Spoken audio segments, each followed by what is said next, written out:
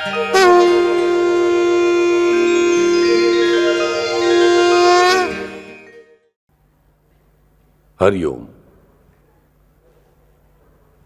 राम रक्षाम पठेत पराग्न पापग्निम सर्व कामदाम।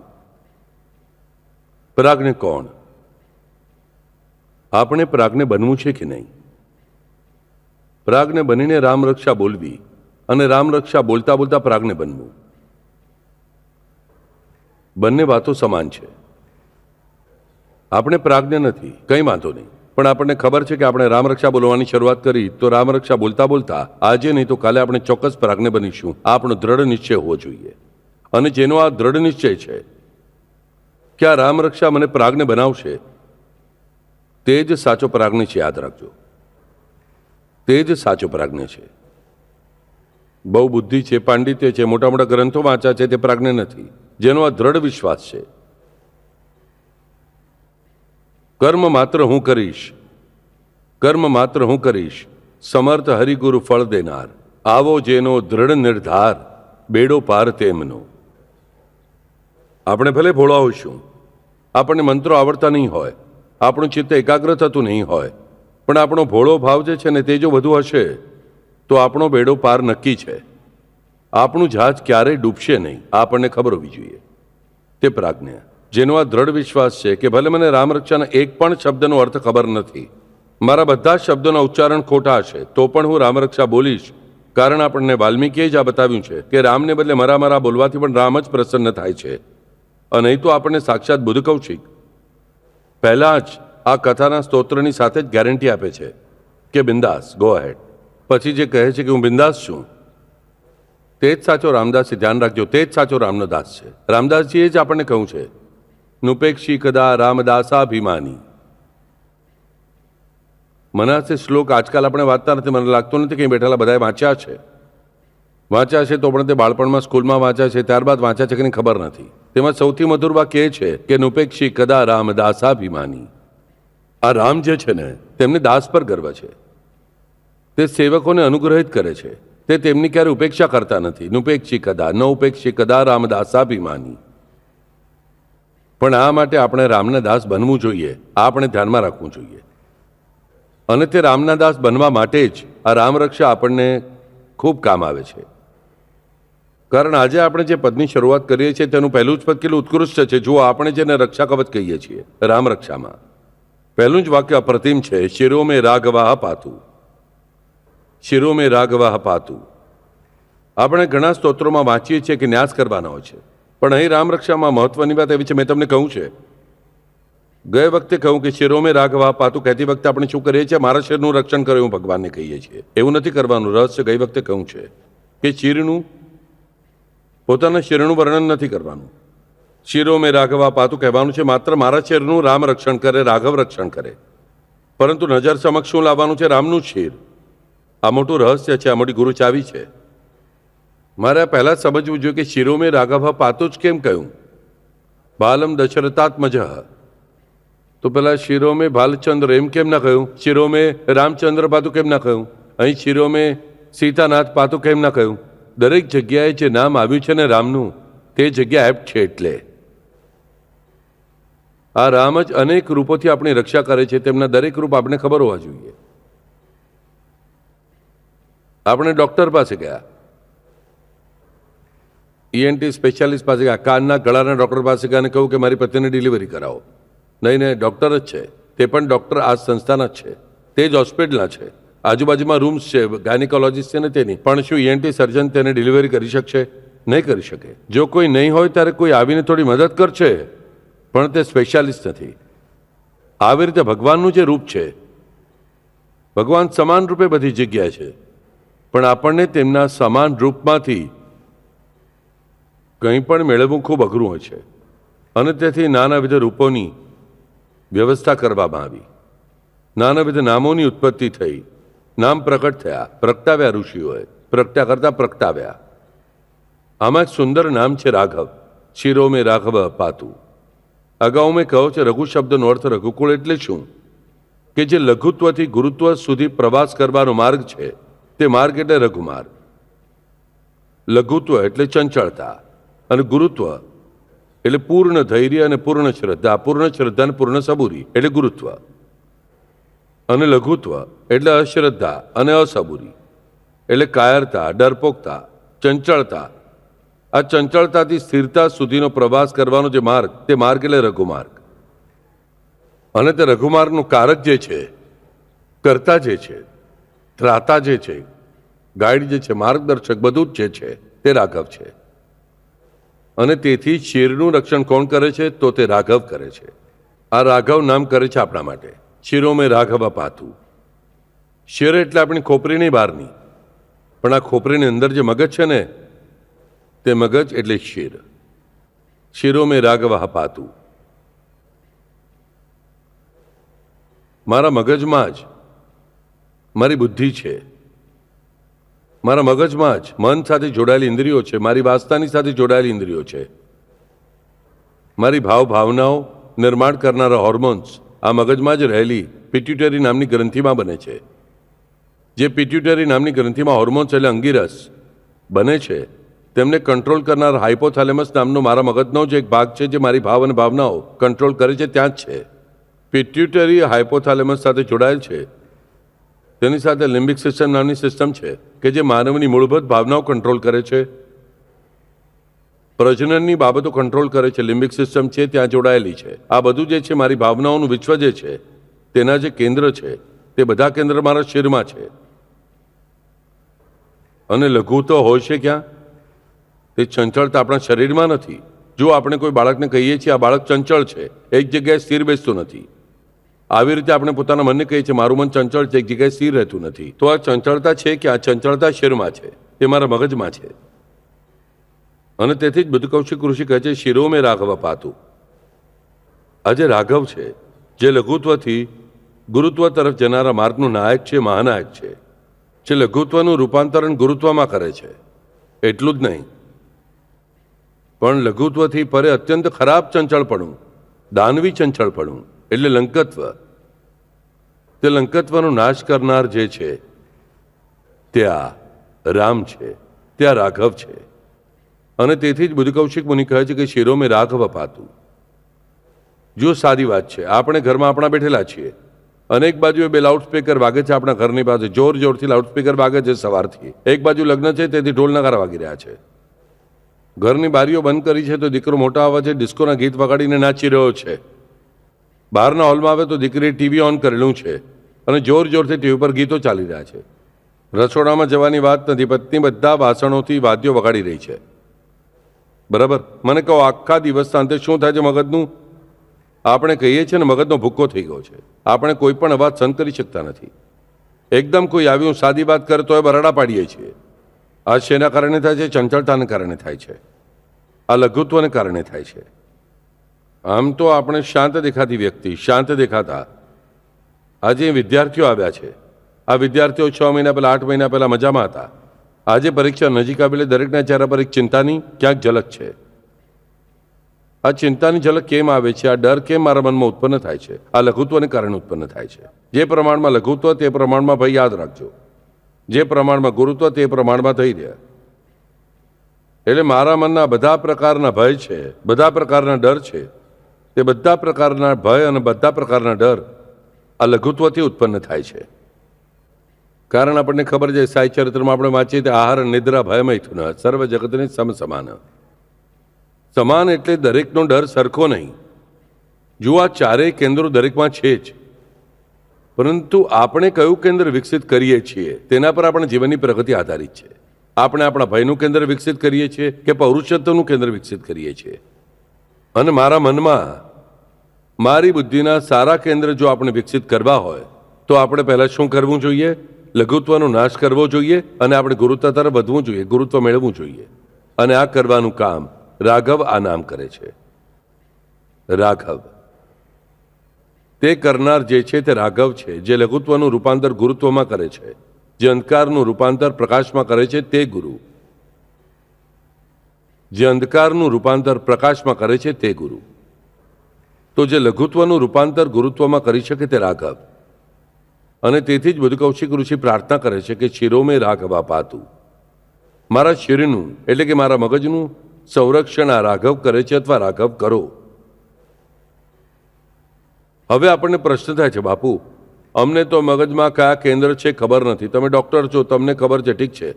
હમણાં તમે નામ લીધા હાઇપોથેલેમસ, પિટ્યુટરી, અમુક લિમ્બિક સિસ્ટમ, કંઈ સમજાતું નથી, કંઈ જાણવાની જરૂર નથી. આપણે કહીએ છીએ ને, કેમ તારું મગજ આટલું પણ ચાલતું નથી, થોડું મગજ ચલાવ. બરાબર? આટલું આપણને ખબર પડે છે, આટલું આપણને ખબર પડે છે, અને એટલું આપણને પૂરતું છે નોલેજ કે ભાઈ વિચાર કોણ કરે છે? તો મારું મગજ કરે છે. બરાબર? હું પાગલ થઈ જઈશ એવું આપણે કહીએ છીએ. મારું માથું ભારે થઈ ગયું છે, મારું માથું શૂન્ય થઈ ગયું છે, આવું આપણે કહીએ છીએ. એટલે આપણને ખબર છે કે ભયનું પરિણામ શેના પર થાય છે? તો મારા મગજ પર થાય છે. મગજ ચલાવે એટલે શું? પ્રશ્નના ઉકેલ લાવવાનું કામ કોણ કરે છે? મારું મગજ કરે છે. મને બે હાથ છે, બે પગ છે, બધું છે મને. હું લખવા બેસું છું, પ્રશ્નપત્ર આપણે લખવા બેસી છે, આપણે શું કહીશું? પેપર કોણ લખી રહ્યું છે? છોકરો લખી રહ્યો છે. ઉત્તર બરાબર છે. કે છોકરી લખી રહી છે, ઉત્તર બરાબર છે. બીજું કયું અવયવ લખી રહ્યું છે? તો હાથ લખી રહ્યો છે, ઉત્તર બરાબર છે. પણ એકચ્યુઅલી હાથ લખે છે કે ના? તે હાથ પાસે લખાવી કોણ રહ્યું છે? તો મગજ લખાવી રહ્યું છે. હાથ પાસે લખાવનાર કોણ છે? તો મગજ છે. આટલું આપણને ખબર હોય છે ને કે ખાલી હાથ છે એટલે લખી શક્યા હોત તો જન્મથી જ લખી શક્યા હોત. ખાલી આંખો છે એટલે વાંચી શકતા હોત તો જન્મથી જ વાંચી શક્યા હોત. આંખો છે એટલે જોઈ શકે છે, બધું સમજાય છે. જેને લખતા વાંચતા નથી આવડતું તેને પણ બધી વસ્તુઓ દેખાય જ છે, અક્ષરો પણ દેખાતા જ હોય છે, પણ અક્ષરો સમજાતા નથી. તે સમજવાનું કામ કોણ કરે છે? મારું મગજ કરે છે. એટલે જો આપણને એટલું નોલેજ છે ને અમારા મગજ વિશે તો પણ પૂરતું છે કે મારા મગજનું કાર્ય શું? મારા મગજનું કાર્ય શીખવું. મારા મગજનું કાર્ય શું? શીખવું. પરંતુ આપણે મગજનું કાર્ય શીખવવાનું માનીએ છીએ. આપણે લોકોને શીખવતા ફરીએ છીએ, પોતે શીખતા જ નથી. આપણા મગજનું મૂળ કાર્ય શું? મગજ બીજાને શીખવવા માટે ઉત્પન્ન થયું છે, પોતે શીખવા માટે ઉત્પન્ન થયું છે. આ આપણું મગજ છે. માનવનું મગજ બીજા પ્રાણીઓ કરતાં વિકસિત કેમ? કારણ કે તે શીખતો ગયો એટલે. મારી પાસે ઘણા વાલીઓ આવે છે, અમારા દીકરાને SSCમાં 49% માર્ક આવ્યા છે અને તેની ઈચ્છા છે કે સાયન્સ લે. અમે શું કરીએ? મારો મત છે, આ પ્રશ્ન પૂછવા માટે આવવાની જરૂરત નથી. અહીં બે ઉત્તર છે. તમારા દીકરાને અભ્યાસ કરીને પણ ઓછા માર્ક મળ્યા છે તો પછી તમારે સાયન્સ જેવા અઘરા વિષયની પાછળ દોડવું જોઈએ નહીં. તેની પ્રગતિ કોઈક બીજા વિષયમાં વધુ સારી થવાની હશે, તે વિષય તેને ભણવો જોઈએ. તેની બુદ્ધિ ઓછી છે એવો અર્થ બિલકુલ થતો નથી તેની સાયન્સ વિષયમાં ગતિ નથી. એક વિષયમાં ગતિ નથી તેનો અર્થ તે છોકરો બુદ્ધુ છે. એમ ઘણા માતા પિતા તે છોકરા પર લેબલ લગાવે છે, આ તો બુદ્ધુ જ છે. હું ઘણા માતા પિતા જોઉં છું. અમારી દીકરી જુઓ કેટલી હોશિયાર છે, અમારો દીકરો તો બુદ્ધુ જ છે. તમને એક રહસ્ય કહું છું વાલાઓ, છોકરા છોકરીઓમાં આજે આપણે જોઈએ છીએ બધી પરીક્ષાઓમાં છોકરીઓ પહેલા બીજા ત્રીજા સ્થાને આવે છે. છોકરાઓ કંઈ ઓછા હોશિયાર છે એવું પણ નથી. છોકરાઓ બેઠા છે, છોકરીઓ બેઠી છે, પણ બેસિકલી સ્વભાવને કારણે આપણે જેને મંડી પડવું કહીએ છીએ ને, તે સ્વભાવ છોકરીઓમાં સ્ત્રી જાતિમાં વધુ હોય છે. છોકરો સ્વભાવે થોડો તોફાની, મસ્તીખોર અને ચંચળ હોય છે. આ તેમના શરીરની રચનાની અવસ્થા છે. પણ છોકરીઓ આપણને વધુ અભ્યાસ કરતી પણ દેખાય છે અને તેથી વધુ માર્ક્સ મેળવે છે. પણ છોકરાઓને ભણવા માટે પ્રેરણા અપાય તો તેઓ પણ પહેલા બીજા નંબરે આવે છે. પણ આ કામ કોનું? છોકરાઓનું નથી. છોકરાઓની ઉંમર ના સમજ હોય છે, તે માતા પિતાનું કામ છે. એકાદ વિષયમાં છોકરાઓને ગતિ નથી, અભ્યાસ કરવો હોય છતાં પણ કોઈને ઓછા માર્ક મળતા હોય, પણ માતા પિતા બુદ્ધુ છે, આ ગમે તેટલો અભ્યાસ કરે તો પણ માર્ક મળતા જ નથી, તેવું ભૂલથી પણ ઉચ્ચારવું જોઈએ નહીં. ઉલટાનું આપણે કહેવું જોઈએ કે તું ખૂબ સારો અભ્યાસ કરે છે તો પણ તને માર્ક ઓછા પડે છે, કંઈ વાંધો નહીં. આપણે 4 સારા લોકો સાથે વાત કરીશું જે જાણકાર છે અને તારી ગતિ કયા વિષયમાં છે. આજે કાઉન્સિલર છે, એજ્યુકેશન કાઉન્સિલર, કે જે આપણા દીકરા સાથે વાતચીત કરી નક્કી કરે છે તેને કયા વિષયમાં સારી પ્રગતિ છે, કયા વિષયમાં આગળ વધી શકે છે. તે છોકરાની પ્રગતિ તે વિષયમાં ખૂબ વધારે થાય છે. પણ આ આપણે ક્યારે કરી શકીએ છીએ? જ્યારે આપણે પોતાના મગજ પ્રત્યે જાગૃત હોઈએ ત્યારે અને છોકરાની પ્રગતિ વિશે જાગૃત હોઈએ ત્યારે. અને આ જાગૃતિ રાખવાનું કામ આ ગુરુત્વ કરે છે. બેલેન્સ રાખવાનું કામ ગુરુત્વ કરે છે. જે માતા પિતા પાસે ગુરુત્વ નથી ને તે માતા પિતા ઇમ્બેલેન્સ થાય છે. થોડા ઓછા માર્ક મળે કે કચકચ કરે છે. ધમકાવું તો જોઈએ જ. છોકરાઓ પાસેથી અભ્યાસ કરાવવો જોઈએ, કારણ કે આજનો જમાનો રેટ રેસનો છે, સ્પર્ધાત્મક છે. આપણો પાલનહાર કોણ છે? આપણો પાલનહાર એક તો આપણે પોતે છીએ અને તે પરમેશ્વર છે, બીજું કોઈ નહીં. અને પછી આવી આ દુનિયામાં આપણે જીવવું હોય તો આપણે આપણા છોકરાઓને કોમ્પિટન્ટ એટલે કે સક્ષમ બનાવવા જોઈએ. અને સક્ષમ બનાવવા માટે માતા પિતાએ પહેલાં બેલેન્સ વિચાર કરવો જોઈએ. બેલેન્સ વિચાર કરવાનું શીખવું જોઈએ. અને આપણે આ બેલેન્સ વિચાર ક્યારે કરી શકીએ? જ્યારે આપણી પાસે લઘુત્વ નહીં પણ ગુરુત્વ હોય ત્યારે. જુઓ, સાસુ વહુની વચ્ચેનો હંમેશા આપણો વધારે ખબર હોય છે કે નજીકનો વિષય ટીવીની સિરિયલને કારણે. ટીવીમાં કોઈ પણ સિરિયલ તમે જુઓ, જે બાજુ સાસુ છે ત્યાં વહુ છે જ. સાસુ વહુની વિરુદ્ધ, વહુ સાસુની વિરુદ્ધ, કંઈ ને કંઈ અહીં ત્યાં ચાલતું જ હોય છે. સાસુ વહુ અનાદિ અનંત વિષય છે, ક્યારે ન પૂરો થનાર. મને બાળપણમાં મારી નાની પાસેથી સાંભળેલી એક વાર્તા યાદ આવે છે. એક સાસુ વહુ હોય છે અને તે સાસુ વહુની વચ્ચે હંમેશા ઝઘડો ચાલતો હોય છે. અને એક દિવસ સાસુ જાય છે પંઢરપુર, ગુસ્સામાં નીકળે છે પંઢરપુર જવા માટે. સાસુ પંઢરપુર જવા નીકળે છે. સાસુ ગામની સીમા સુધી પહોંચે છે અને એટલામાં તેને યાદ આવે છે કે મેં વહુને એક વાત કરી નથી. સાસુ નીકળી કાશી, સીમા પરથી આવી પાછી. આપણે કહેવત પણ વાપરીએ છીએ. તે સીમા પરથી પાછી આવે છે અને અરે સાંભળ, મેં તો તને પેલું કહ્યું જ નહીં, બરાબર તો આ ઘરનું ધ્યાન રાખજે. બહુ કહે છે સારું સારું, બહુ પ્રેમથી કહે છે, કારણ ટળી રહી છે, પીડા તો ટળવા દે, મીઠું બોલવું સારું. સાસુ સીમાની પેલે પાર જાય છે. 1 દિવસનો પ્રવાસ થાય છે, 2 દિવસનો પ્રવાસ, 3 દિવસનો, 20 દિવસનો પ્રવાસ હોય છે પંઢરપુરનો. અહીં સાસુને લાગે છે કે બહુ મજા કરતી હશે, કદાચ એવું નથી એટલે. શું શું કરશે શું ખબર. પોતાની માતાને બોલાવી હશે, પિતાને બોલાવ્યા છે, બહેનને બોલાવી હશે, લોકો ભજન કરે છે, કોઈ મજાક મસ્તી કરે છે, કોઈ ગીતો ગાઈ રહ્યા છે, પણ તેનું ધ્યાન લાગતું નથી. સાસુને બહુ માથું દુખવા લાગે છે, હાથ પગ ધ્રુજવા લાગે છે, પેટમાં દુખે છે, જમતી નથી. અને સાસુ અડધા રસ્તેથી જ પાછી આવવા નીકળે છે. અડધા રસ્તામાં જ તેને માણસો મળે છે. શું થયું તો કહે કે અમે તમને લેવા જ આવ્યા હતા. સારું થયું. કેમ? તમારી બહુ માંદી પડી છે. સાસુને આશ્ચર્ય થાય છે, વહુ પણ માંદી પડી છે? હું માંદી છું અને વહુ પણ માંદી છે? સારું છે, એટલે હવે તેને મારું કંઈ કરવાનું નહીં. તો અહીં સાસુ પાછી આવે છે. તે પાછી આવીને જુએ છે તો વહુ ખરેખર માંદી છે. વહુ જુએ છે સાસુ પણ માંદી છે. અને આવતા જ સાસુ ગુસ્સો કરે છે. કેમ રે, તને ખબર પડી ગઈ કે મને સારું નથી એટલે આડી પડી સૂઈ ગઈ ને તરત? તારા નખરા મને બરાબર ખબર છે, પણ હું તને ભારે પડીશ.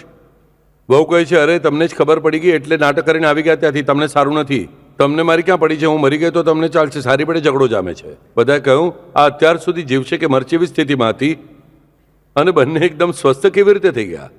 2 મિનિટમાં એમની તબિયત ઠીકઠાક. પછી બધાને ખબર પડે છે કે ઝઘડો ન કરવાથી તેઓ બીમાર થયા હતા.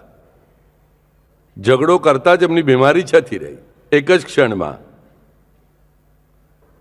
તો સાસુ વહુનું આ વિનોદી સમજ યાદ રાખજો. પણ આ કેમ બને છે? ન સાસુ બેલેન્સ હોય છે ને વહુ બેલેન્સ હોય છે. સાસુ આ વિચાર કરતી નથી કે હું પણ ક્યારેક વહુ હતી. વહુ આ વિચાર કરતી નથી કે હું પણ ક્યારેક સાસુ થવાની છું. વહુની માતાઓ વિચાર કરતી નથી કે મારી પાસે પણ ક્યારેક વહુ આવવાની છે. મારી દીકરી જેમ બીજાના ઘરે ગઈ છે તેમ બીજાની દીકરી મારી પાસે આવવાની છે. સાસુ વિચાર કરતી નથી કે હું જેમ બીજાની દીકરી લાવી છું તેમ મારી દીકરી પણ બીજાના ઘરે ગઈ છે. આપણે આ વિચાર કરતા નથી. આ બેલેન્સ જે સાસુ કે વહુના મનમાં હોય છે, જે વહુ વિચાર કરે છે કે હું જેવી મારી સાસુ સાથે વર્તીશ તેમ જ મારી ભાભી મારી માતા સાથે વર્તશે અને તેવી જ આગળ મારી વહુ મારી સાથે વર્તવાની છે. અને જે સાસુ વિચાર કરે છે કે હું જેવી મારી વહુ સાથે વર્તીશ તેવી જ મારી દીકરી સાથે તેની સાસુ વર્તશે. આ બેલેન્સ જે સાસુના અને વહુના મનમાં હોય છે ત્યાં ક્યારેય પ્રોબ્લેમ થતો નથી. પણ આ ગુરુત્વ આપણી પાસે હોતું નથી એટલે આ પ્રોબ્લેમ ઊભા થાય છે. આ ગુરુત્વ હોતું નથી એટલે. તો આ ગુરુત્વ લાવવા માટે જ આપણને નાનાવિધ ઉપચાર કહેવામાં આવે છે કે ભાઈ ત્રાટક કરો. મેં ઘણા આવા લોકો જોયા છે તે કંઈ ત્રાટક એટલે કે વિચિત્ર વ્યાખ્યા કરે છે. કોઈ સામે દીવો મૂકીને તેને નીચે ચોખા પાથરે છે, પછી પાછળ પીળો પડદો લગાવે છે, પછી તે જ્યોત પર ધ્યાન લગાવે છે. બરાબર? નાકની અણી અને તે જ્યોત, તેનાથી ફાયદો થવાને બદલે માણસ બાળો થઈ જાય છે. પણ આ સિવાય કોઈ બદલાવ થાય છે એવું મન નથી લાગતું. આપણને આવી જ બધી વાતોમાં ઇન્ટરેસ્ટ હોય છે આપણા લઘુત્વનો નાશ કરવા માટે. આપણે સાઈ ચરિત્ર વાંચીએ છીએ તેમાં વારંવાર આપણને કહેવામાં આવે છે, વારંવાર હેમાડપંથ આપણને કહે છે કે શ્રદ્ધા અને સબૂરી, ધૈર્ય એ જ છે સબૂરી. આ ધૈર્ય આપણને શેના કારણે મળે છે? તો ફક્ત હરિગુરુ કથા કીર્તન હરિગુરુ નામ સ્મરણથી જ મળે છે. આટલું આપણે ક્યારેય ધ્યાનમાં લેતા નથી. નુપેક્ષી કદા રામદાસાભિમાની આ રામદાસ આપણને ઠેક ઠેકાણે કહી રહ્યા છે, હે મને તે જે પૂર્વ સંચિત કર્યું, હે મને તે જે પૂર્વ સંચિત કર્યું તેવા જ ભોગ તને પ્રાપ્ત થયા. આપણને રામદાસજી વિનવીને કહે છે, સાચું કહું છું, મનાચે શ્લોકમાં શું નથી? બધું જ છે. આખું બ્રહ્માંડ છે તે મનાચે શ્લોકમાં. હે મન તે જે પૂર્વ સંચિત કર્યું તેવા જ ભોગ તને પ્રાપ્ત થયા. અને આગળ તે કહે છે આપણને કે નુપેક્ષી કદા રામદાસાભિમાની. 1, 2 નહીં 6, 7 પંક્તિઓમાં આપણને કહે છે કે નુપેક્ષી કદા રામદાસાભિમાની. રામને પ્રચંડ ગર્વ હોય છે, પ્રચંડ અહંકાર હોય છે, પ્રચંડ અભિમાન હોય છે પોતાના દાસો પર. He is proud. આપણે કહીએ છીએ ને પ્રાઉડ ઓફ યુ. પિતા કહે છે પુત્રને આઈ એમ પ્રાઉડ ઓફ યુ. તેમ રામ કહે છે આઈ એમ પ્રાઉડ ઓફ યુ. તેઓ એવું કહે માટે આપણું વર્તન એવું જોઈએ ને, નહીં તો રામને પ્રાઉડ થશે કઈ રીતે? તેઓ દાસાભિમાની ક્યારે થશે? આપણે દાસ બનશું ત્યારે. આપણે દાસ બન્યા તો તે દાસાભિમાની છે, આપણને સમજાતું નથી. અને એકવાર આપણે દાસ બની ગયા કે રામ દાસાભિમાની હોવાને કારણે તે ક્યારે આપણી ઉપેક્ષા કરશે નહીં. પણ આપણી ઉપેક્ષા કેમ કરવામાં આવે છે? તો આપણે તેને દાસ હોતા નથી, તેથી તે દાસાભિમાની હોવાને કારણે તે આપણું અભિમાન રાખતા નથી, તેથી તે આપણી ઉપેક્ષા કરે છે. અને પછી આપણી પાસે લઘુત્વ ખૂબ મોટા પ્રમાણમાં રહે છે. જો આપણે જોઈએ છીએ ઘણા લોકો કહે છે રાત્રે ખૂબ સપના આવે છે બાપુ અમને. રાત્રે સૂતા કે સપના શરૂ, ઊંઘમાં ફોન આવ્યો એટલે જાગી ગયા, ફોન લીધો અને ફરીથી સૂઈ ગયા કે જ્યાં સપનું પૂરું થયું હતું ત્યાંથી ફરીથી શરૂ થઈ જાય છે. અને સપના પણ આપણે સારા નથી આવતા. ભાઈ કોણ રામ આવ્યા છે, કૃષ્ણ આવ્યા છે અને સારી વાત થાય છે, હલવો પૂરી ખાઈએ છે નહીં. તેમાં પછી આપણી મોટી ગેરસમજ કે ભોજન કરતા સપનામાં જેવું એટલે ખરાબ. આપણું મન કેટલું ખરાબ છે વિચારો. તમને ખબર નથી, ઘણા લોકોને ખબર હશે, રસ્તા પરથી જતી સ્મશાન યાત્રા દેખાય ને કે તેને શુભ શુકન માને છે લોકો. અરે અપશુકન ન માનો પણ શુભ શુકન ન માનો ને. કોઈકનું શબ જઈ રહ્યું છે, કોઈક રડી રહ્યું છે, કોઈક દુઃખી છે, તમે તેને શુભ શુકન કઈ રીતે માનો છો? એવા સપના આપણે જોઈએ છીએ કે ભૂત પાછળ પડી જાય, ચોર આવીને ચોરી કરે છે, કોઈ આપણને મારી રહ્યું છે, કોઈ આપણને પીટી રહ્યું છે. આવા સપના આપણે જોઈએ છીએ. આપણને એવું સપનું કેમ નથી આવતું કે હું 100 દર્દીઓની સેવા કરી રહ્યો છું, હું 2 અંધને રસ્તો ક્રોસ કરાવી રહ્યો છું, પરીક્ષામાં મારો પહેલો નંબર આવ્યો છે? નહીં. 70ની ઉંમરે પણ વૃદ્ધને સપનું આવે છે ભૂગોળના પેપરમાં બેઠું છું અને મને કંઈ યાદ આવતું નથી. જુઓ, બિલકુલ હવે પરીક્ષા આપવાનો કોઈ ચાન્સ નથી તો પણ કેટલો ડરે છે. મારી પરીક્ષા આવી છે. મેં ભૂગોળનું નામ લીધું કારણ કે ભૂગોળથી હું ડરતો હતો હંમેશા. મારા શિક્ષક અહીં બેઠેલા છે. અમારા જેડી પાટીલ સર મને ઇતિહાસ શીખવતા હતા, ખૂબ સરસ ઇતિહાસ શીખવતા હતા, પણ ભૂગોળની તો મારા મનમાં કાયમ બીક રહેતી હતી. અને અમારા એક શિક્ષિકા હતા, તેમણે એક દિવસ મને પૂછ્યું, અનિરુદ્ધ અહીં આવીને ગારો હિલ્સ બતાવો. બાપરે, આવડા મોટા ભારતના મેપમાં ગારો હિલ્સ શોધવા જેવું અઘરું કામ કોઈ હશે એવું મને લાગતું નથી. હું ઠંડો પડી ગયો. અને પછી મેં જ્યારે હિલ્સ બતાવ્યા તે જોઈને મેડમ પણ ઠંડા થઈ ગયા. ત્યારબાદ તેમણે મને ફરીથી ક્યારે પ્રશ્ન પૂછ્યો નહીં કે કોઈ ટેકરી બતાવો. તો આવા સપના માણસને આવે છે. હું 70 વર્ષનો થવા આવ્યો તો પણ પરીક્ષા આપવા બેસું છું અને પરીક્ષાની તૈયારી થઈ નથી. આ જ સપના આપણને આવે છે. એવું સપનું નથી આવતું કે મારી પરીક્ષાની મસ્ત તૈયારી થઈ જાઉં, કે હું મસ્ત પેપર લખી રહ્યો છું, પછી સપ્લિમેન્ટ પર સપ્લિમેન્ટ હું માગી રહ્યો છું અને મને તે જે આપનાર છે તે દ્રૌપદીને વસ્ત્ર પૂરા પાડનાર કૃષ્ણની જેમ ઊભો છે અને તેના હાથમાંથી માત્ર આવી રહ્યા છે બસ સપ્લિમેન્ટ, આવી રહ્યા છે બસ, અને હું લખી રહ્યો છું. પણ આવું સપનું મને ક્યારે આવતું નથી. મને સપનું આવે છે કે હું પરીક્ષામાં બેસું છું, કાલે પરીક્ષા છે અને મારી તૈયારી થઈ નથી. એટલો ડર આપણને 50-55 વર્ષ પહેલા પરીક્ષાનો હતો. તો આપણને ખબર પડશે કે આપણને આવા જ સપના કેમ આવે છે. સારા સપના આપણને કેમ નથી આવતા? તો આપણને ખબર પડવી જોઈએ કે સપના આવે છે ક્યાંથી. સપના આપણે અગાઉ ઘણા દિવસો પહેલા ડિસેલ્વામાં સપનાના વિભિન્ન પ્રકાર સમજાવ્યા હતા. આજે હું બહુ ડિટેલમાં નહીં કહું, પણ આપણને ખબર હોવી જોઈએ સપના આ 99% વાર એ મારા અંતર્મનમાંથી પ્રગટ થતા હોય છે. મારા અંતર્મનમાં મેં બાહ્યમનની જે વાતો ધરબી દીધી હોય છે, મારું બાહ્યમન સૂઈ ગયું કે તે મારા અંતર્મનની સંવેદનાઓ હવે તેમના પર કોઈના વિવેકનું, બાહ્યમનનું પ્રેશર ન હોવાને કારણે મારી આંખો સામે ઘડાવા લાગે છે. તો 0.99% વખત આ સપના મારા કંઈક વિકારોને કારણે આવતા હોય છે મગજના. તો 0.01% વખત આ સપના મને તે પરમાત્મા, તે પરમેશ્વર કંઈક સંકેત રૂપે બતાવે છે. રેરલી 0.01% વખત આ આપણને ખબર હોવું જોઈએ. આપણે સાઈ ચરિત્રમાં 2 કથા વાંચીએ છીએ, તેથી આપણે એવું લાગે છે કે દરેક સપનું આપણને કંઈક સંકેત આપે છે. એવું હોતું નથી. 99.99% વાર આ સપના આપણા અંતર્મનની વાતોને કારણે અથવા કોઈ વિકારોને કારણે આવે છે. પરંતુ આ મારા અંતર્મનમાં થનારી વસ્તુઓ સપના બનીને ડરામણા રૂપમાં જ કેમ બહાર નીકળે છે આપણા મનમાંથી? મનમાં કંઈક સારી વાતો પણ હોય છે, તે કેમ બહાર આવતી નથી? કારણ જ્યાં સુધી હું જાગું છું ને, એટલે કે મારું બાહ્ય મન જાગૃત છે, મારો વિવેક જાગી રહ્યો છે, ત્યાં સુધી લઘુત્વને કોઈ પણ રીતે રોકી રાખવામાં આવે છે. જુઓ, મારા મનમાં ખૂબ ડર હોય છે, પણ આપણે ચહેરા પર ડર દેખાડતા નથી. ચહેરા પર હું ડર દેખાડતો નથી, પોતાનો ચહેરો એકદમ મસ્ત સ્માર્ટ રાખીએ છીએ. જો પરીક્ષા આવે છે ને તો છોકરાઓ કરે છે ને, એક છોકરો બીજા છોકરાને, એક છોકરી બીજી છોકરીને પૂછે છે કેટલી તૈયારી થઈ? શી ના ભાઈ, મારી કંઈ થઈ નથી. હમ ખાસ બિલકુલ રડીકૂટીને બધું કહે છે. ખરેખર તો 10 કલાકનો અભ્યાસ કરેલો છે. તે મિત્રને કે સખીને કહેવાનું હોતું નથી મેં કર્યો છે તે, કારણ કે તે મિત્ર પણ તે જ છુપાવતો હોય છે. છુપાવીને શું મળશે? કર્યું છે તો કર્યું, નથી કર્યું તો નથી કર્યું. મારા નસીબનું કોઈ છીનવી નહીં શકે. પણ એવું બને છે કેમ? આપણે તો બતાવવાનું હોય છે.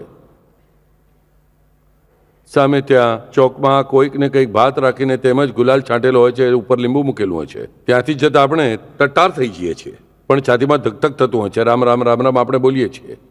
એટલે આપણે આપણા ચહેરા પર શું કરતા હોઈએ છીએ? ડર બતાવતા નથી, પણ ડર હોય છે. આ ડર આપણે દબાવી દેતા હોઈએ છીએ, કારણ આપણે જાગી રહ્યા છીએ. આપણી બુદ્ધિ જાગૃત છે. બુદ્ધિ આપણી સૂઈ ગયેલી નથી. આપણું બાહ્યમન જાગૃત છે. તેથી આપણા ડરને, આપણા લઘુત્વને દબાવવાનું કામ આ બુદ્ધિ કરતી રહે છે. તેથી જ્યારે રાત્રે બુદ્ધિ અને બાહ્યમન સૂઈ જાય છે, એટલે કે તમને ઊંઘ આવે છે, તેનું દબાણ અંતર્મન પર ન હોવાને કારણે સૌથી પહેલું ઉભરીને શું આવે છે? દબાવીને રાખેલું ડર. આપણને આવા સપના આવે છે. એટલે જે લઘુત્વ છે તેને કોણ દબાવે છે? તો મારી બુદ્ધિ. મને ખબર પડવી જોઈએ. એટલે જ મારી બુદ્ધિ એટલે મારું સેરેબ્રમ, જેને આપણે મોટું મગજ કહીએ છીએ. તે મોટું મગજ એટલે મારું સેરેબ્રમ. સેરેબ્રમ હેમિસ્ફિયર જેને કહેવાય છે, તે જ મારા હાઇપોથેલેમસ, લિમ્બિક સિસ્ટમ અને જેને મિડ બ્રેઇન લોઅર એટલે કે નાનું મગજ કહીએ છીએ, તે સેરેબ્રમ અલગ છે. પણ આપણી ભાવનાઓ સાથે જોડાયેલું જે મનકારક મગજ છે, તેનો કંટ્રોલ છેવટે તે સેરેબ્રમના હાથમાં છે. આપણી બુદ્ધિ છે. આ બુદ્ધિ જ આપણા લઘુત્વને દબાવી રાખતી હોય છે, લઘુત્વને ધીરે ધીરે રોકી રાખે છે, તેનું સંકુચન કરતી રહે છે. આ બુદ્ધિ આપણી સૂઈ જાય છે ત્યારે ઊંઘમાં બુદ્ધિનો કંટ્રોલ છૂટી જવાને કારણે આપણને ખરાબ સપના આવે છે. આ સપનાનું રહસ્ય આપણને ખબર હોવું જોઈએ. આ શેના કારણે બને છે? તો લઘુત્વને કારણે બને છે. જે પ્રમાણમાં લઘુત્વ, તે પ્રમાણમાં ચંચળતા, તે પ્રમાણમાં જ મને સપના વધુ.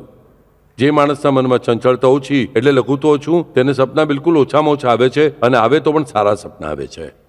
ખરાબ સપના આવતા નથી. આપણને ખબર હોવી જોઈએ. આ જે લઘુત્વ છે, આ શું શું કરે છે તેનો આપણે વિચાર કરવો જોઈએ. લઘુત્વ આપણા શરીરમાં, મનમાં, બહારના વ્યવહારમાં શું શું કરે છે? જો સાદી વાત છે.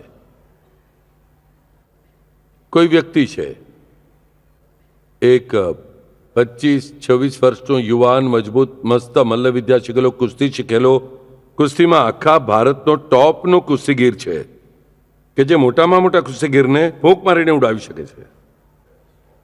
તાકાત તેની બલદંડ છે. બરાબર? તે વ્યક્તિની સામે એકદમ દુબળો, પાતળો એવો કોઈ વ્યક્તિ ઊભો છે, 40 કિલો વજનનો. હમણાં મરશે કે પછી મરશે, ફૂંક મારવાની પણ જરૂર નથી, પવનથી પણ ઉડી જશે. પણ તે વ્યક્તિના હાથમાં એક AK-47 છે, અને આટલો મોટો મલ્લ ઊભો કર્યો. મને કહો, કોણ બળવાન છે જેના હાથમાં તે AK-47 છે? તે કારણ કે તે મલ્લને ખબર છે હું સહેજ પણ હલ્યો અને આને ભૂલથી પણ ટ્રિગર દબાવી દીધું તો હું ઢીંચ્યા. બરાબર? એટલે શું? તે તેની તાકાત છે. તે બધી તાકાત એક ક્ષણમાં શું થઈ ગઈ? ઓગળી ગઈ. કારણ તે તાકાત કરતાં ખૂબ મોટી તાકાત આ સામેની વ્યક્તિના શરીરમાં નહીં હોય, પણ તેની પાસે રહેલા તે સાધનમાં છે. તેની જે સ્થિરતા હતી, તેની તાકાત હતી કે આ માણસ મને શું કરવાનો છે? બિંદાસ. એક થપ્પડનો તો છે. એક થપ્પડનો માણસ ખિસ્સામાંથી બંદૂક કાઢે છે ને, તાકાત ઢીસ્યા નીચે. એટલે કે તેની સ્થિરતા જે હતી તે ગઈ, અને તેની પાસે લઘુત્વ આવ્યું. એટલે લઘુત્વ શેના કારણે આવ્યું? તે એક ક્ષણે તેને ગમે તેટલી તાકાત વાપરવાની કહી, ગમે તેટલું મગજ વાપરવાનું કહું, તો પણ મગજ શું વાપરવું જોઈએ? શરણ આવું છું, મને મારતો નહીં, બંને હાથ ઉપર. અથવા ગમે તે કર્યું તો પણ આ મારવાનું જ હોય છે એવી ખાતરી હોય તો કૂદીને તેને મારવાનો પ્રયત્ન કરવો, તે બુદ્ધિ છે. પણ આ સ્થિતિ ઊભી કેમ થઈ? તો મારા કરતાં વધુ તાકાતવાળું સંકટ સામે ઊભું છે. આવી જ્યારે મારી ભાવના થઈ ત્યારે હું લઘુ થયો. મારી સામેની સિચ્યુએશન કરતાં હું નાનો છું. મારી સિચ્યુએશન, મારી મુશ્કેલી મારા કરતાં મોટી છે. આવું જ્યારે મને લાગે છે ત્યારે મને લઘુત્વ આવે છે, યાદ રાખજો. અને જેને સંપૂર્ણપણે ખાતરી છે કે હું મારી સિચ્યુએશન કરતાં મોટો છું, તેને લઘુત્વ આવતું નથી, તેને ગુરુત્વ આવે છે. પણ માણસ અપૂર્ણ જ છે. આપણે સામાન્ય માણસો કોઈ પૂર્ણ થયેલા નથી. Nobody is complete, two air is human. આપણે આ બધા વાક્યો સાંભળી છે પણ આપણે સમજાતું નથી. તેથી આપણા પર શું જોઈએ? AK-47 જોઈએ. આપણે વ્યાયામશાળામાં પણ જઈશું, આપણે બોડી પણ બનાવીશું, આપણે કુસ્તીગીર પણ થઈશું અને આપણી પાસે એક બંદૂક પણ રાખશું. અને તે AK-47 લોડેડ AK-47 એટલે શું? તો તે રાઘવ. મારું સંકટ ગમે તેટલું મોટું હશે, હું સંકટ કરતાં ગમે તેટલું નાનો હોઈશ, પણ મારા જે સદગુરુ છે તે કોઈ પણ સંકટ કરતાં મોટા છે. તે સંપૂર્ણ બ્રહ્માંડ કરતાં મોટા છે. અને પછી જો મને મારી ખાતરી છે કે મારા ભગવાન, મારા પરમેશ્વર મારા સંકટ કરતાં મોટા છે, એટલે હું કદાચ ઓછી તાકાતનો હોઈશ, મારું સંકટ મોટું હશે, પણ મારા હાથમાં તે રાઘવ નામની AK-47 છે. આવવા દો, 102 લાવવા દો, છો કરીને ઉડાવી દઈશ.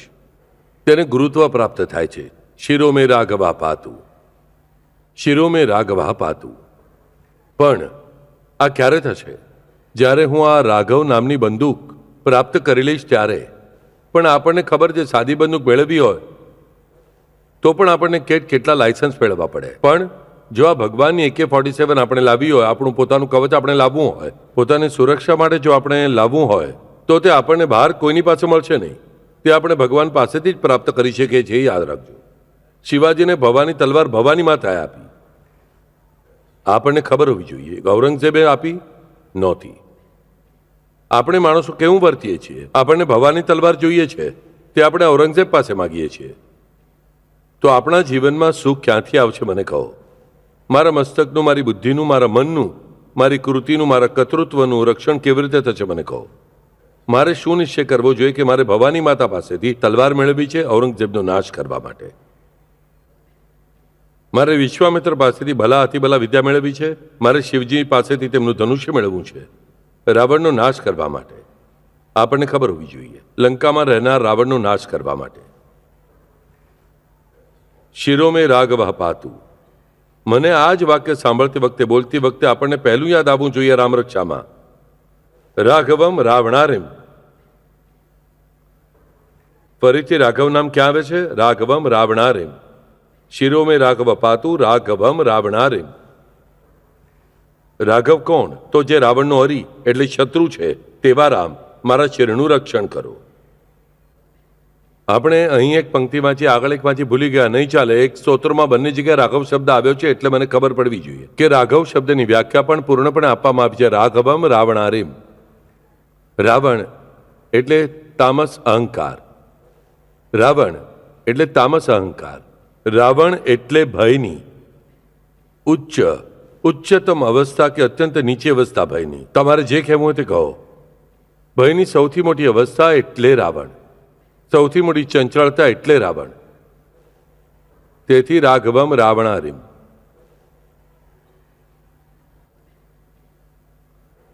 રામ એટલે સૃષ્ટિના પાલન કરતા. રાવણ એટલે સૃષ્ટિને નિષ્ક્રિય બનાવનાર, સૃષ્ટિને ક્રિયાશીલ બનાવનારા તે રામ, સૃષ્ટિને ક્રિયાશૂન્ય બનાવનાર તે રાવણ. લઘુત્વને કારણે જ આપણે ક્રિયાશૂન્ય બનીએ છીએ, આપણને ખબર હોવી જોઈએ. ક્રિયાશૂન્ય બનીએ છીએ આપણે. શેના કારણે બનીએ છીએ? લઘુત્વને કારણે જ બનીએ છીએ. આ લઘુત્વ જો આપણે દૂર કરવું હોય તો આપણને તુકારામ એક સુંદર માર્ગ બતાવે છે. ખૂબ સુંદર માર્ગ આપણને તુકારામ મહારાજ બતાવે છે. લહાનપણ દેગા દેવા, મૂંગી સાખરે સારવા. લહાનપણ એટલે લઘુત્વ નહીં. લહાનપણ એટલે લહાનપણ.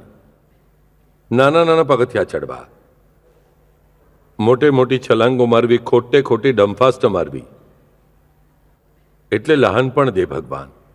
લહાનપણ એટલે નમ્રતા. મને જે કંઈ મળ્યું છે તે ભગવાન તારા કારણે મળ્યું છે.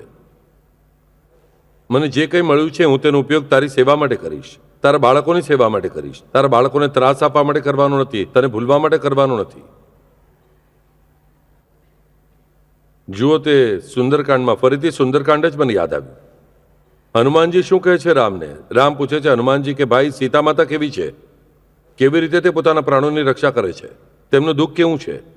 તો હનુમાનજી કહે છે કે હે પ્રભુ, પ્રભુ સાઈ. આ જગ્યાએ પ્રભુ સાઈ શબ્દ વાપર્યો છે. વિપત્તિ પ્રભુ સાઈ. વિપત્તિ ક્યારે? જબ તુમ સુમિરન નહીં, તારું સ્મરણ નહીં હોય ત્યારે જ ખરી વિપત્તિ છે. સ્પષ્ટપણે હનુમાનજી કહે છે. આટલું જ નહીં, પણ સુંદરકાંડમાં હજી એક સુંદર પંક્તિ આવે છે કે જે ક્ષણે ઝાડ પર બેસીને હનુમાનજી રામનું ગુણવર્ણન કરવા લાગે છે તે જ ક્ષણે સીતાનો શોક નાશ પામે છે. એટલે આપણો શોક શેનાથી નાશ પામશે? તો રામના ગુણ સાંભળવાથી, રામનું ગુણવર્ણન કરવાથી આપણો ડર દૂર થશે, આપણું દુઃખ દૂર થશે. આપણને સુંદરકાંડમાં કહેવામાં આવે છે. પણ આપણે સુંદરકાંડ માત્ર આપણા ફાયદા માટે, ચાલો દીકરાને નોકરી મળે, દીકરીના લગ્ન થઈ જાય એટલે જ વાંચીએ છીએ. અરે તે તો થવાનું જ છે આપોઆપ. પણ તેનો અર્થ બરાબર સમજી લો. આ અર્થ સમજવાનો પ્રયત્ન કરીશું તો અરે સીતા એટલા દુઃખમાં બેઠેલી છે, કૃષ્ણ તનુ જટા એક બેની આવી પરિસ્થિતિમાં બેઠેલી છે, અત્યંત દુઃખી છે, પોતાના પગ તરફ નજર કરીને બેઠેલી છે. તે ક્ષણે તે જોતી પણ નથી કે ક્યાં કોણ બેઠેલો છે. તે રામના ગુણ ગાવા લાગે છે. તે ક્ષણે તેમને દેહનું ભાન રહેતું નથી, તેમનું બધું દુઃખ જતું રહે છે. અને હનુમાનજી રામને કહે છે રામ, ખરું દુઃખ ક્યારે છે? વિપત્તિ. વિપત્તિ ખરી ક્યારે છે? કે તમારું સ્મરણ થતું નથી ત્યારે જ. પ્રભુ સાઈ. એટલે કે આ રામનું સ્મરણ નહીં હોય ત્યારે જ વિપત્તિ આવે છે. આપણને ખબર હોવી જોઈએ, નહીતર વિપત્તિ આવી જ શકે નહીં. જેના મનમાં કાયમ રામ છે તેની પાસે વિપત્તિ આવી શકે જ નહીં. આપણને ખબર હોવી જોઈએ. જુઓ, સીતાને રાવણ ઉપાડીને જાય છે પણ તેનો વાળ પણ વાંકો કરી શકતો નથી, કારણ તેના મનમાં હંમેશા રામ છે. રાઘવમ રાવણારેમ. સુંદરકાંડમાં જ આ વાત આપણે કેટલી સુંદર રીતે કહેવામાં આવી છે. જુઓ કે તવ સુમિરણ. અને તે જ સુંદરકાંડમાં વધુ એક સુંદર વાત કહેવામાં આવી છે વારંવાર. જુઓ, તે સુરસા નામની અહિન્નકઈ માતા એટલે કે નાગમાતા દેવો મોકલે છે. સુરસા નામ અહિન્ય કિમાતા એટલે કે નાગોની નાગમાતાને દેવો મોકલે છે કે જો હનુમાનજી જઈ રહ્યા છે તેના બળ અને બુદ્ધિની પરીક્ષા લઈને આવ. તે કહે છે ઉભો રે, મને દેવોએ તારો આહાર આપ્યો છે, મારે તને ખાવું છે.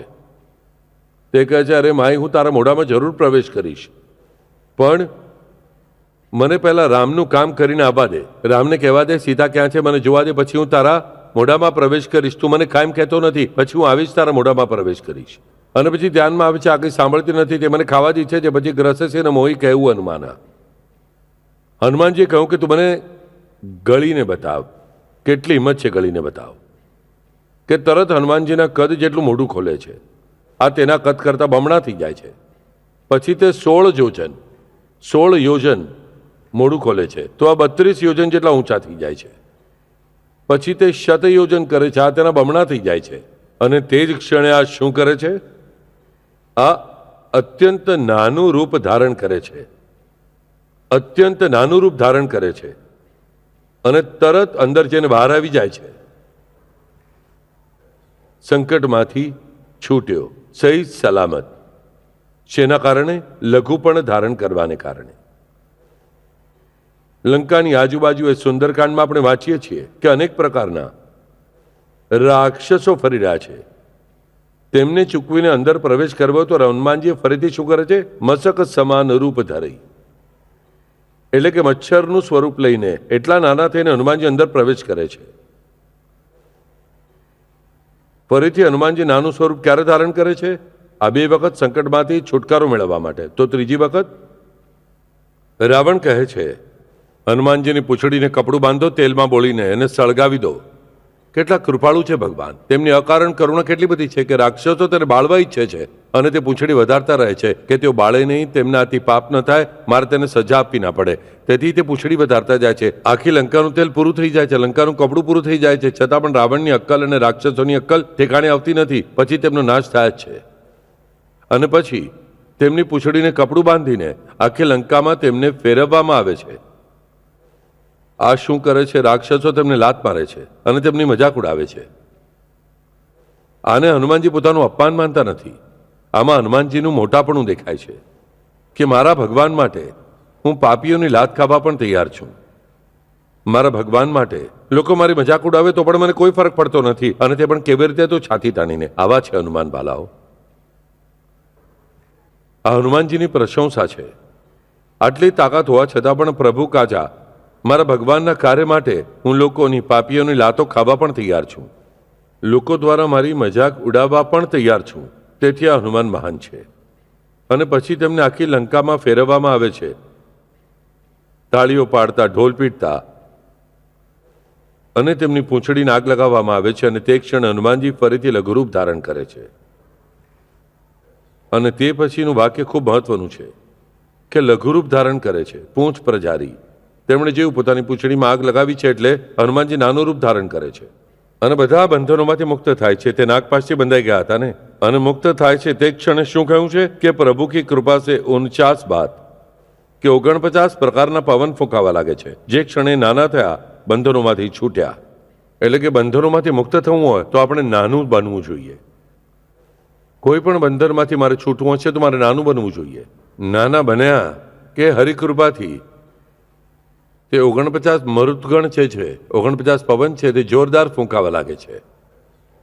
અને પછી તે નાના હનુમાનજીની નાની પૂંછડીની નાની ચિનગારી આખી લંકાને બાળી શકે છે. મારા શત્રુનો સંપૂર્ણ નાશ થઈ શકે છે. આપણે પંચ હનુમત કવચમાં કહીએ છીએ ને, શત્રુનો નાશ થાય. અને પછી શું થાય છે? જ્યારે 49 પવન ફૂંકાવા લાગે છે ત્યારે હનુમાનજી આપોઆપ મોટા થાય છે. કેટલા? આકાશ જેટલા મોટા થાય છે. અને ફરીથી તેમાં સુંદર શબ્દ તુલસીદાસજીએ વાપર્યો છે કે મોટા થાય છે પણ ભારે થતા નથી. તો તેમનું શરીર હલકું જ હોય છે. આકાશ જેટલું શરીર ધારણ કરે છે, મોટા થાય છે, પણ ભારે થતા નથી. હલકા થઈને તેઓ એક ઘરથી બીજા ઘરે છલાંગ મારીને આખી લંકા સળગાવી દે છે. એટલે નાનું બનવાના ફાયદા જુઓ. લઘુરૂપને કારણે આપણને કોઈ ગળી શકતું નથી. નાના થવાને કારણે હું શત્રુને ચૂકવીને મારા કામની આડે ન આવવા દેતા મારી મરજીથી ગમે ત્યાં જઈ શકું છું. મેં લઘુરૂપ સ્વીકાર્યું, તેથી હું કોઈ પણ બંધનમાંથી છુટકારો મેળવી શકું છું. અને નાનાપણા સ્વીકારવાને કારણે હું મારા ગમે તેટલા મોટા શત્રુનો અને લંકા જેવા અત્યંત વિરાટ શહેરને, મોટા મોટા બિલ્ડિંગવાળા શહેરને એક ક્ષણમાં બાળીને રાખ કરી શકું છું. આ નાનાપણું જેની પાસે છે ને તેની પાસે લઘુત્વ નથી. જેને માન સન્માન જોઈએ છે, જેમાં અહંકાર છે, તેની પાસે આ ભારેપણું છે. તેનું શરીર નાનું હોય છે, તેની પાસે લઘુ તો હોય છે પણ પ્રારબ્ધ ભારે હોય છે. ત્યારે તેને લાગે છે આણે મારું અપમાન કર્યું, આણે મારું અપમાન કર્યું. અરે હનુમાનજીને જુઓ વાલાઓ, હનુમાનજીને જુઓ. એ રાક્ષસ જેની લાયકાત પણ નહોતી હનુમાનજીના જૂતાની ધૂળ પાસે ઉભા રહેવાની. એટલા નીચ હતા તે તેમને બાંધે છે. શું એ બંધાવી લે છે? આખી લંકામાં તેમની ફજેતી કરે છે, તેને લાતો મારે છે, હસે છે, મજાક ઉડાવે છે. પણ હનુમાન તેનું દુઃખ માનતા નથી. હનુમાન તેને અપમાન માનતા નથી. આપણને આ વિશે હનુમાનજી પર ગર્વ થવો જોઈએ. તેથી કહું છું, હનુમાનજી જેટલા પ્રેમાળ કોઈ જ નથી વાલાઓ. તેમનો રામ પરનો પ્રેમ જુઓ. અરે રાક્ષસોની લાતો ખાવી, મજાક કરવી, તેમનું હસવું, મજાક કરવી, આખા શહેરમાં વરઘોડો કાઢવો, તેમનો શું તાકાત હતી! આખી રાવણની સેના કરતા તેમની તાકાત મહાન છે. આખી વાનર સેના કરતા તેમની તાકાત મહાન છે. શ્રેષ્ઠ છે તેમની તાકાત. તે હનુમાન આ બધું સહન કરે છે. સહન નથી કરતા, આનંદથી સહન કરે છે. કેમ? પ્રભુ કાછા, મારા ભગવાન માટે, મારા પરમેશ્વર માટે. તેથી જે રામ કરી શકતા નથી તે હનુમાન કરી શકે છે. લાય સજીવન લખન જીયાય, કો નહીં જાનત હૈ જગ મેં કભી સંકટ મોચન નામ તે હારો. હનુમાનાષ્ટક છે. સંકટ મોચન હનુમાનાષ્ટક છે તુલસીદાસનું. ખૂબ સુંદર છે. તેમણે છેવટે ખૂબ સુંદર પ્રશ્ન પૂછ્યો છે. કાજ કિએ બળદેવન કે તુમ, કાજ કિએ બળદેવન કે તુમ. અરે મોટા મોટા દેવોની તે રક્ષા કરી છે સંકટમાંથી. કૌન સો સંકટ મોર ગરીબ કો, જો તુમ સો નહીં જાત હૈ તારો. આ આવું મારા ગરીબનું પામર છું તો તેનું આવું કયું મોટું સંકટ છે જેને તું ટાળી શકતો નથી હનુમંત? કો નહીં જાનત હે જગ મેં કપી, સંકટ મોચન નામથી હારો. અહિરાવણ મહિરાવણ લઈ ગયા રામ લક્ષ્મણને બાંધીને લઈ ગયા તેમની દેવીને બલિ આપવા માટે. આવ્યા હનુમંત, પડ્યા આડા, તેમને બાહુ ઉખાડી નાખ્યા. અહિરાવણ મહિરાવણના મારી નાખ્યા. લઈ આવ્યા રામ લક્ષ્મણને. રાવણ યુદ્ધ અજાન કિયો તબ. તુલસીદાસ કહે છે કે અજાન યુદ્ધ કર્યું એટલે કે કોઈ સમજી શકે નહીં એવું યુદ્ધ કર્યું. ભયંકર યુદ્ધ કર્યું. રાવણે અને નાગપાશ છોડીને બધાને રામ સહિત બધાને બંદી બનાવી દીધા. ફક્ત એક ઘટિકા એટલે કે 24 મિનિટ બાકી હતી. બધાનું કામ તમામ થઈ ગયું હોત. લાય ખગેશ.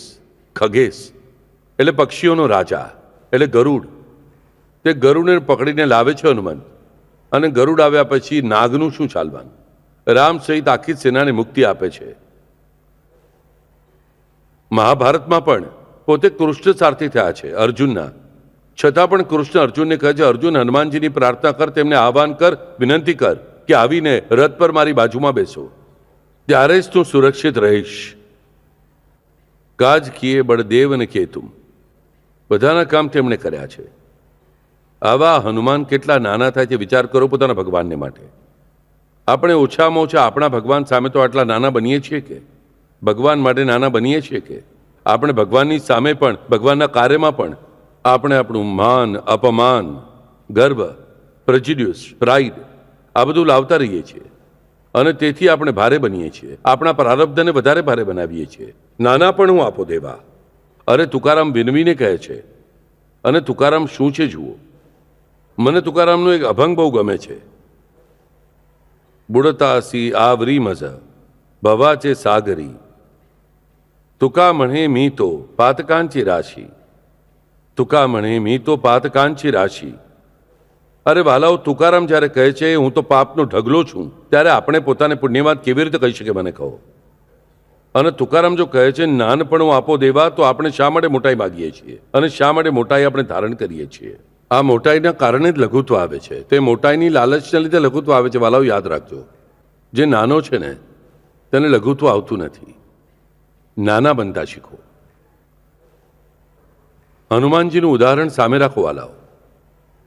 વિચાર કરો, હનુમાનજી જેવા મહાન તાકાતવાન, જે રામ લક્ષ્મણને પોતે બંધનમાંથી છોડાવે છે, લક્ષ્મણના પ્રાણ બચાવવા માટે દ્રોણાગીરી પર્વત ઉઠાવીને લાવે છે, જેણે જન્મ લેતા જ સુરતને ગળી લીધો છે અને ફરીથી તેને બહાર કાઢીને પણ બતાવ્યો છે. એવા હનુમાનજી, તેઓ પણ તેમના ભગવાન માટે કેટલું લઘુરૂપ સ્વીકારે છે, કેટલી નમ્રતા સ્વીકારે છે, કેટલી પોતાની માનહાનિ સ્વીકારે છે. જો આપણે તેમના દાસ નહીં બનીશું વાલાઓ, તો રામના દાસ શું કપાળ બનીશું આપણે? હનુમાનજીના દાસ પહેલા બનો વાલાઓ. ઓર દેવતા ચિત્ત ન ધરઈ, હનુમત સે સર્વ સુખ કરઈ. વાલાઓ પણ તે પહેલા યાદ રાખજો હનુમાન કેવા છે. સુંદરકાંડ શા માટે વાંચવું જોઈએ આપણે યાદ રાખો વાલાઓ. આ કથા એટલી બધી સુંદર છે, તેમાં તેને માત્ર કથાઓ માનીને વાંચશો નહીં.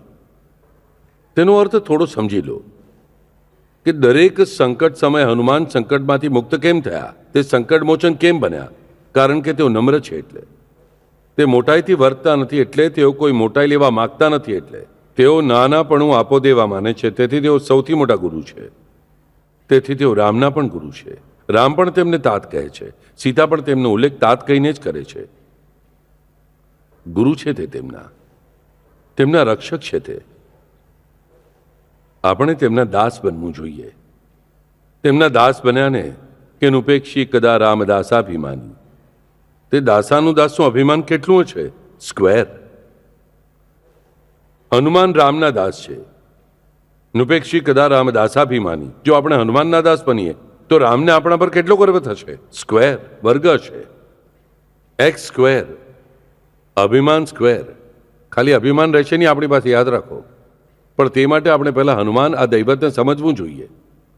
7:30 આવે ત્યારે ફક્ત હનુમાનજીના મંદિરે જઈએ છીએ, સિંદૂર ચડાવીએ છીએ, તેલ ચડાવીએ છીએ, હાર પહેરાવીએ છીએ. આપણે લાગે છે પત્યું હનુમાન પ્રસન્ન થઈ ગયા. વાલાઓ, જે ભગવાનના ખરા સ્વરૂપો છે ને, આપણે તેમને બધું જ અર્પણ કરીએ છીએ, તે તૃપ્ત થાય છે. ફળ, પત્ર, જે કંઈ છે, પાન, તેનાથી અમે પ્રસન્ન થઈએ છીએ, તેવું કહે છે.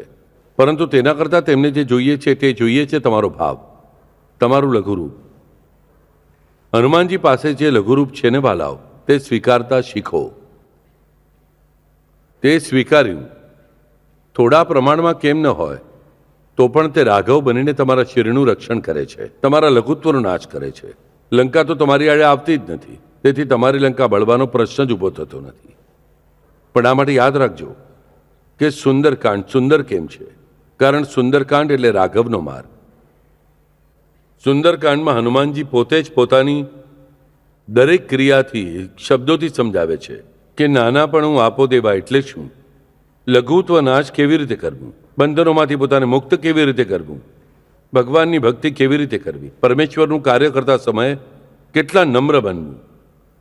અને આ બધું જ કરતી વખતે પણ ઉપરથી કહેવું, હે રઘુરાયા, નાથ ન કછું મોરી પ્રભુ થાય, સબ તવ પ્રતાપ રઘુરાઈ. જ્યારે રામને હનુમંત મળે છે, જાંબુવંત કહે છે, હનુમાનજી આટલા મોટા મોટા કાર્ય કર્યા, તો હનુમંત કહે છે, અરે નહીં ભાઈ, આ તો મારા મરકટ હોવાના કારણે મારો સ્વભાવ છે, એક ઝાડ પરથી બીજા ઝાડ પર કૂદું, એક ઘર પરથી બીજા ઘર પર કૂદું, બાકી કંઈ કર્યું જ નથી. આ જે કંઈ બન્યું છે, નાથ ન કછું મોરી પ્રભુ થાય, હે રામ, આમાં મારી મોટાઈ કંઈ જ નથી. આ બધો તમારા નામનો પ્રતાપ છે રાઘવ. હે રઘુરાયા, આ તમારો પ્રતાપ છે, આ યાદ રાખજો. તેથી જ કહું છું, સુંદરકાંડ વાંચો, જીવન સુંદર થઈ જશે. કારણ શિરો મેં રાઘવ પાતું. આ દરેક પંક્તિમાં, દરેક શબ્દમાં લખ્યું છે, આવું આ સુંદરકાંડ છે. નાથ ન કછું મોરી પ્રભુ થાય.